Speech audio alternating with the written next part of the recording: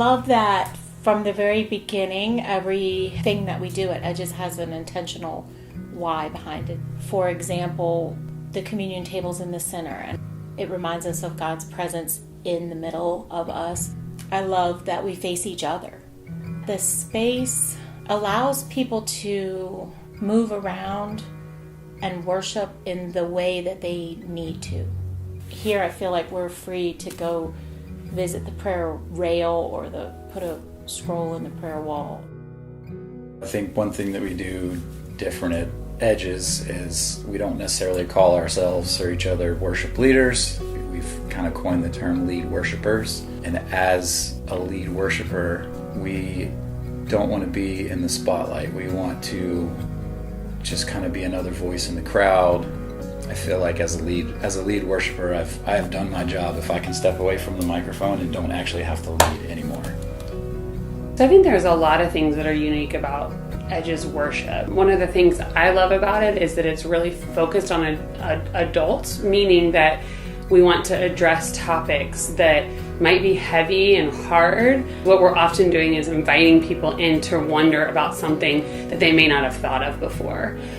It doesn't feel like we're ever being preached at, and it doesn't ever feel like there are certain things that you have to believe to be able to worship here. It's just a place to struggle and question and wonder and change what you believe and let your belief and your faith evolve. We really do focus on that being an adult conversation, which allows us to have a really robust and awesome kids program.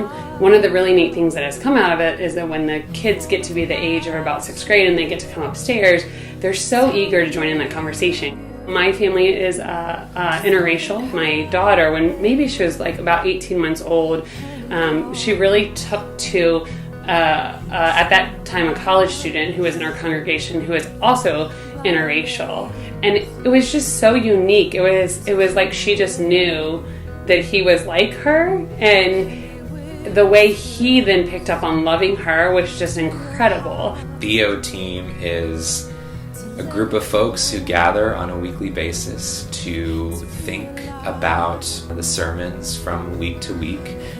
The opposite of Theo would be a space where every week it's just the pastor who's, writing the sermon with no input from anyone.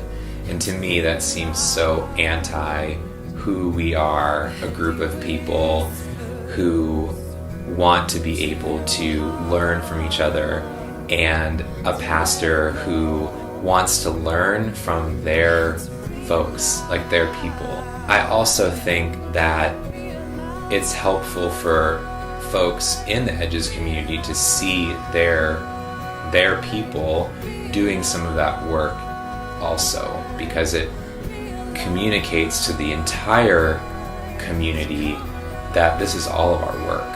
I absolutely think it's possible to become a theological thinker without being theologically trained. I think that there's opportunities for that every week at Edges. The thing that I've come to appreciate is the conversation model. People learn best what they discover for themselves, and so I think that the collaborative nature of the preaching just makes the community so unique. Each message, having been through the team process, is so much richer for it. Preachers are really intentional about creating opportunities within the message for people to reflect, or to wrestle with questions, or for us to talk in groups, or for us to work it out together, or to be okay sitting with the tension. So I love that when I come on Sunday, I feel like we're working it out together and we're participating rather than observing. I think the reason people trust Edges to be a place where you can bring all of your doubts and all of your questions and all of your wondering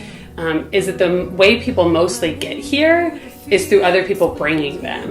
And there are people all the time who say, this is the first church I've ever felt super comfortable inviting any of my friends to. I really do feel that not everyone believes exactly the same thing, and that there are questions being posed for me to sit around a table and talk to some different people about, and I get to hear all of their opinions. The vision for Edges when Edges was first started is that it wouldn't be a place where you could slide into a back pew, or in our case, a back chair at a table, and then worship and then leave. That the way we were going to have conversation and the way we were going to build intentional community was really important to who we were going to be. So I remember back to the first time that we had a conversation at a coffee shop about how can we improve LGBTQ plus life at Edges. And it was exciting because LGBTQ plus folks are like, we're here, we're not going anywhere. And there are so many people who want to give their gifts to the church.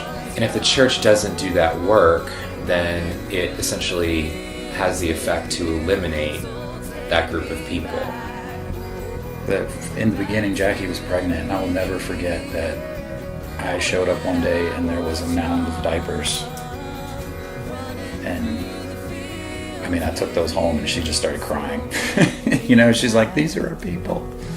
And I'm overwhelmed by just how that's grown. Running through the fields with you.